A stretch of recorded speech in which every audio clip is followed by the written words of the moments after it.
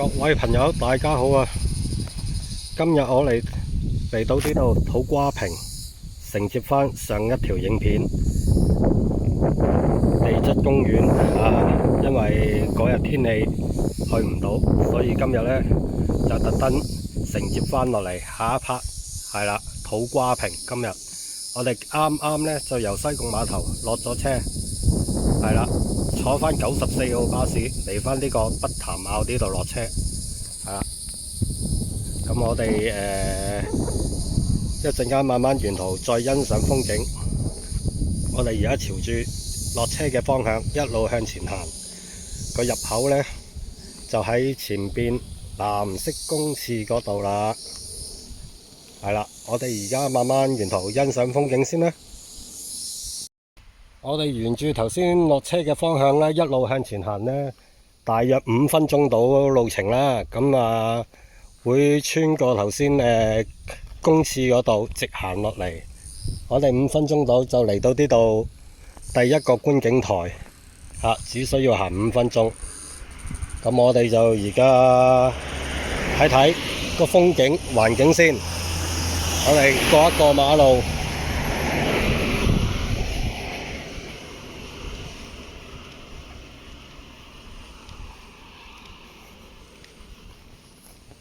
哇！呢個時候黃昏嚟，好正啊！有晒啲凳喺度，冇人坐。呢個叫北潭坳觀景台，係啦，有晒介紹濕地啊、塔門啊、高流灣啊、和茅角啊、土瓜坪啊咁樣。我哋好。去欣賞下風景先啊！呢度好開揚啊，冇樹遮，哇，好靚！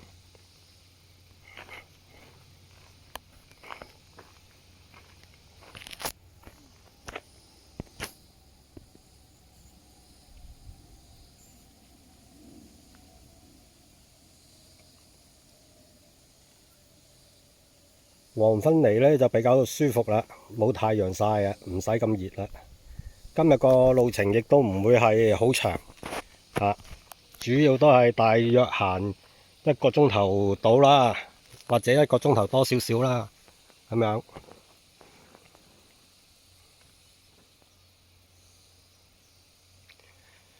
好適合啲朋友呢慢慢嚟行啦，係啦，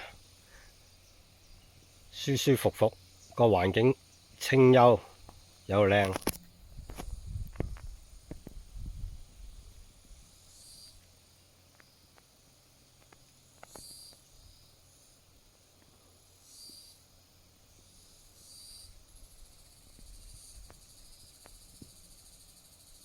好正啊！呢個環境。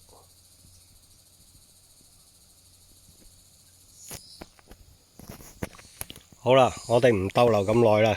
呢度嘅風景好靚，一陣間我哋又直接出發。咁就我哋由北潭坳呢度上返去個公廁位嗰個入口，咁就落去土瓜坪，然後跟住呢。沿途去到黃石碼頭嗰度呢，就終點站嚟㗎啦。好，我哋一陣再慢慢欣賞風景啦。好啦，我哋上返嚟公廁位啦。我哋就由呢個入口開始行入去。咁我哋就正式出發，欣賞沿途風景，睇下2026年土瓜坪嘅狀況。好啦，一陣大家慢慢欣賞。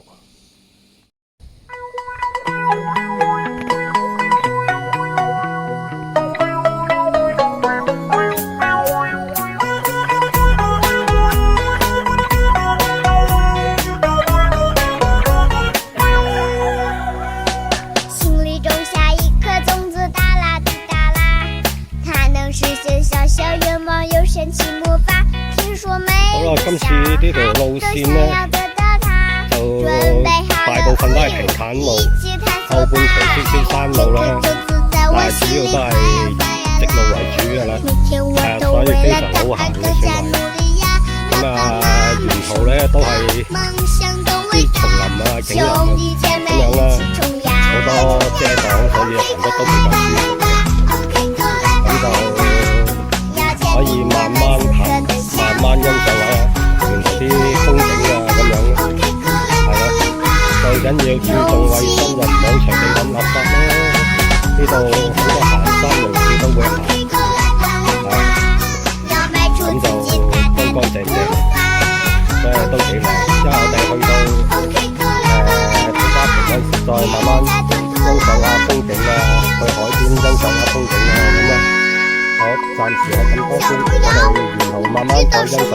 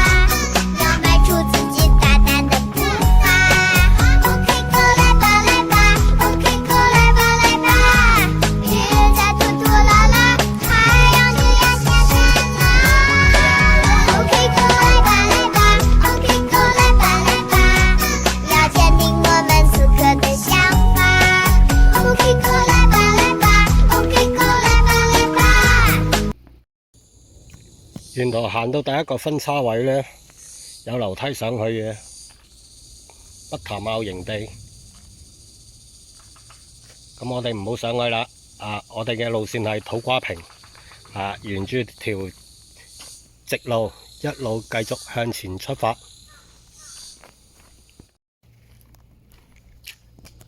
黃昏時間呢，個太陽黃昏打落嚟。個路面好靚，好舒服。嗰邊就係碼頭啦。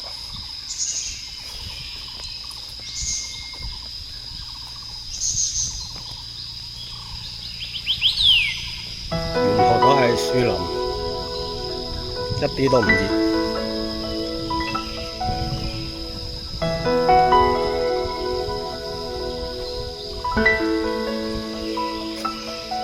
好適合一家大細慢慢過嚟行。好啦，碼頭就喺後邊嘅下邊嘅方向，黃石碼頭。係啦，我哋要慢慢行過去，沿途仲有好多靚嘅風景嘅。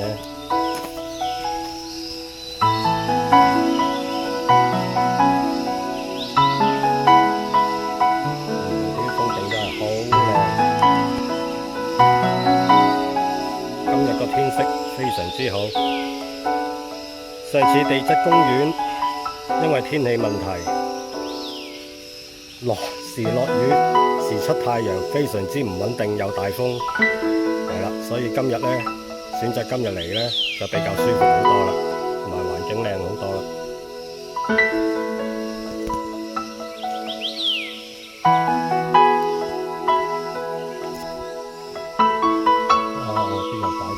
喺整個斜坡中間都非常之巨型啊！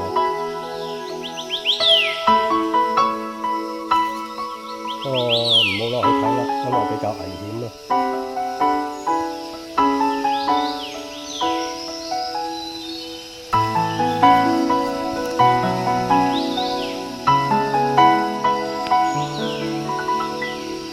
呢啲路段呢，真係非常之好行嘅。鋪好晒石屎地，沿途平坦。咁其實有好多台呢，頻道呢都有影過土瓜坪呢個地方嘅，但係可能好多地方都修飾過嗰啲影片啦。咁如果我哋用返最原始嘅用相機拍攝嘅，咁究竟2026年依家土瓜坪究竟係乜嘢景貌呢？所以我哋要慢慢落去，慢慢欣賞，慢慢睇啦。咁我哋一路沿途行啦，期待下。我哋沿途都係以落山為主咧，係啦。咁就有好多人話：咦，土瓜坪啲笪地方好多人去過喎，咁樣其實都冇咩值得一拍啊。咁樣其實喺我角度嚟講呢，啲山谷啊，每一年都會變，啲樹木生長啊、形態啊，各樣嘢都會變。再加埋每一年打風落雨啊，係咪？咁所以好大變化。可能之前你見到有嘅嘢，依家冇咗；可能之前拍到好靚嘅嘢，依家枯黃晒，冇嘢睇。所以呢，如果啲路線唔係太過艱辛嘅呢，得閒行下，其實你都會欣賞到同一條路線，每一年都有啲變化咯，係啦。咁你話變化大唔大呢？就其實變化一年呢，就唔會影響個路段嘅，係啊。但係如果你記得清楚嘅啲山區叢林啊嗰啲呢，可能冇樹嘅地方會變咗有樹，係咯。睇到景嘅地方變咗睇唔到景，所以都幾得意啊！可以每一次都慢慢有新鮮感，可以欣賞下咯。我哋沿住條斜路一路向下慢慢行，係啦，行去碼頭嗰度其實都係1小時多啲啲啦。咁樣其實我哋而家已經行咗都有大約20分鐘左右啦，係啦，或者多少少啦。咁我哋繼續沿途慢慢繼續行啦，所以比較舒服啊！嗱，啲路段全部都係斜路落返去海邊。好，我哋一落到海邊，去到土瓜坪嗰個附近，我哋再睇一睇依家嘅面貌啊！好，落到嚟車路底，咁呢唔使驚蕩失路嘅，好多指示牌會話俾你聽去邊度方向，係啦。咁我哋而家係去呢個黃石碼頭經土瓜坪，仲有1小時。好啦，我哋沿住呢條斜路一路向下行，繼續出發。再次看你一眼，然後靜靜獨自。然後一路斜路落返去，成個路段都唔同咗啊！啲石鋪得幾靚，所以係非常好行嘅。離別路上步步困難，長夜待我空海裏習慣，誰願會我哋應該行一段路程啦。咁應該呢度係土瓜坪啦，係嘛？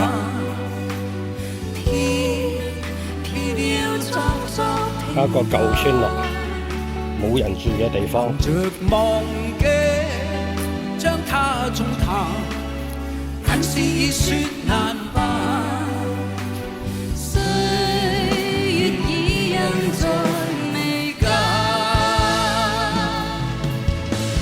匆匆光陰如幻，天天空虛無限。我哋呢個10字路口位呢，因為我哋可以沿途繼續前面上有千億個夜幕。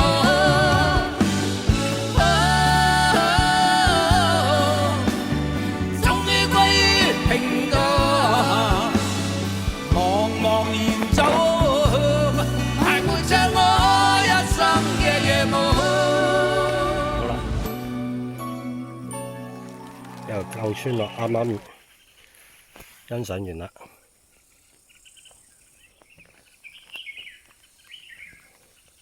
沿住呢條直路繼續出發，係啦，慢慢欣賞埋個碼頭，跟住我哋再慢慢行返出去黃石碼頭嘅啦。好，繼續出發。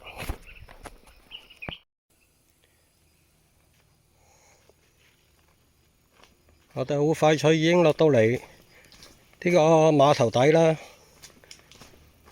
大概都係個2分鐘路程，由條村一路慢慢沿住條路落嚟。嗱，呢個時間非常之靚，一個人都冇。慢慢欣賞下風景啊！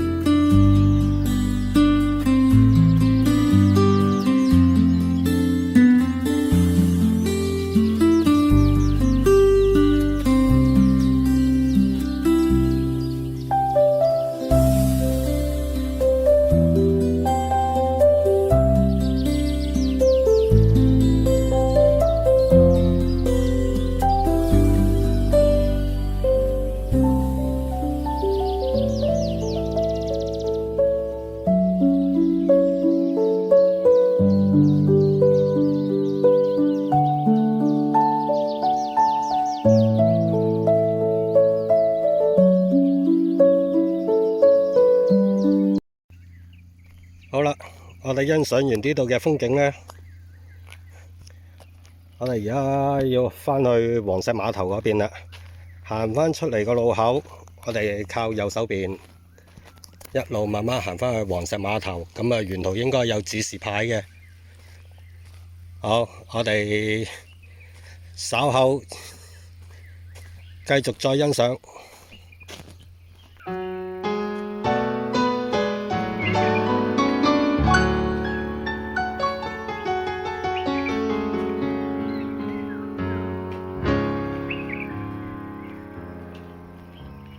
是否很驚訝，講不出說話？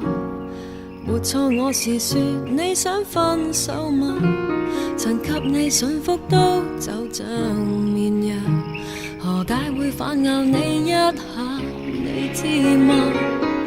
回頭望伴你走，從來未曾幸福過，付過湯，渡過火，沿途為何沒愛河？下半生陪住你，懷疑快樂也不多，沒有心別再拖，好心一早放開我，從頭努力也坎坷，痛通通不要好過。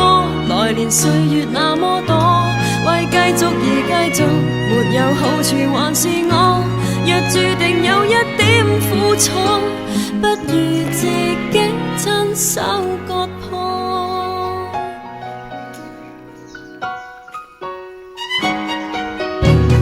是否不甘心，首先給撇下，換了你是我，你忍得到嗎？捱得過無限次寂寞凌遲，人生太早已看得化，也可怕。回頭望伴你走，從來未曾幸福過，付過湯，渡過火，沿途為何沒愛河？下半生陪住你，懷疑快樂也不多，沒有心別再拖，好心一早放開我，從頭努力也坎坷，通通不要好過。來年歲月那麼多，為繼續而繼續，直接不過承認錯，若勉強也分到不多。不如什麼也摔破。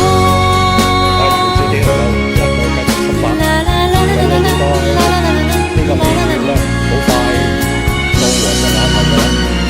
前邊呢個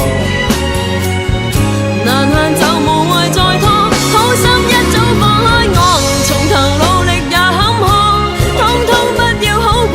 來年歲月那麼多，為繼續而繼續，沒有好處還是我。若注定有一點苦楚，不如自己親手割破。咁啊，石屎地嗰段咧都叫做差唔多過晒噶啦。呢度行路要小心啲啦，但係都好完整嘅一個山路地，係啊，好清晰嘅，所以唔使擔心，慢慢行就得噶啦。所以嗰日天氣唔好咧，就所以改期係啦，免得到期時行啲山路地咧，遇到有啲麻煩咧。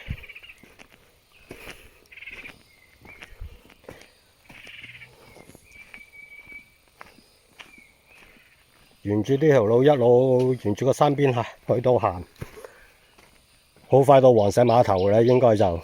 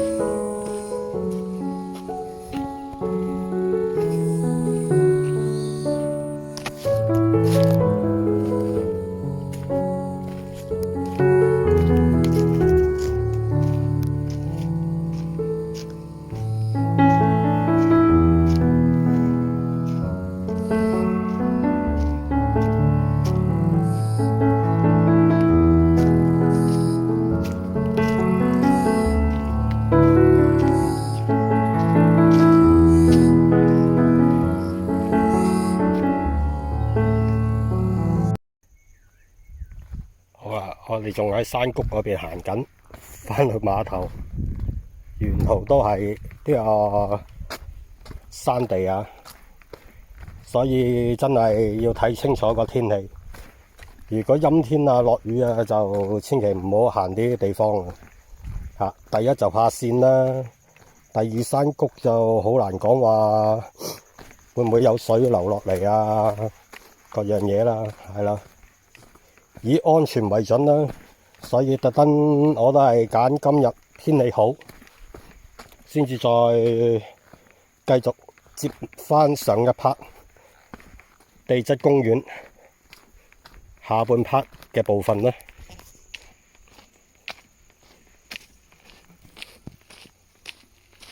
好快脆，經過埋出邊繞過隔離就應該係黃石碼頭㗎啦。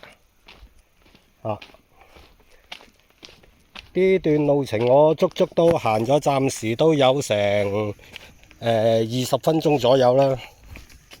係啦，咁成條路徑我諗需時都係個零鐘，1個鐘頭多啲啦，個零鐘可以行得晒嘅。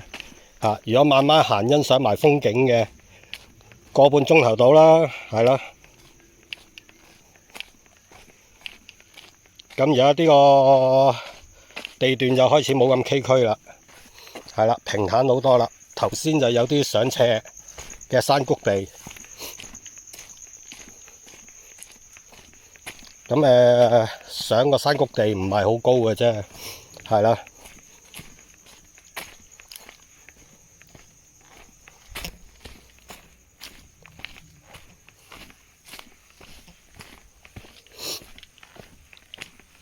好啦，我哋一路沿住呢條路再穿埋出去，應該好快見到目的地㗎啦。沿途去到咁上下咧，都有啲凳啊，安排咗俾你哋攤頭上個山，坐欣賞下個風景。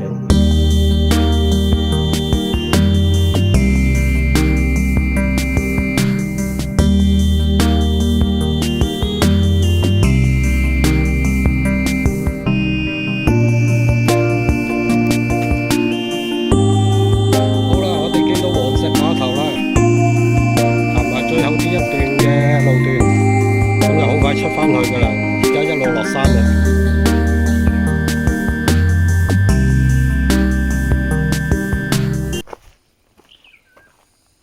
咁呢個行程，拍下片欣賞下風景嘅，都係用咗個零鐘啦，係啦。咁其實黃昏3點鐘嚟呢，都開始行呢，都 OK 舒服嘅。夏天係啊，6點幾先至入黑。係啦，所以唔使擔心呢個問題。最緊要天氣好，唔好陰天，唔好落雨，咁就 OK 嘅啦。好快見到終點啦！好，我哋行埋呢一小段路先。好啦，出返嚟呢個石屎路啦。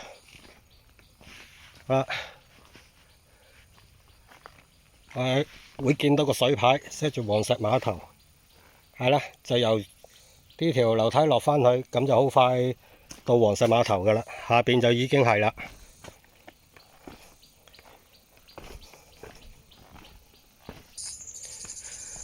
好啦，我哋落咗我諗100幾廿級樓梯啦，終於到黃石碼頭啦，終於到達我哋嘅終點。目的地黃石碼頭，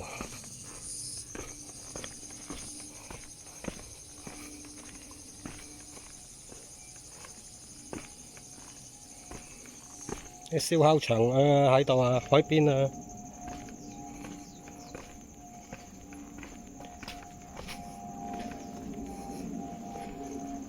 好啦，今日條影片就拍到呢度啦。OK，拜拜。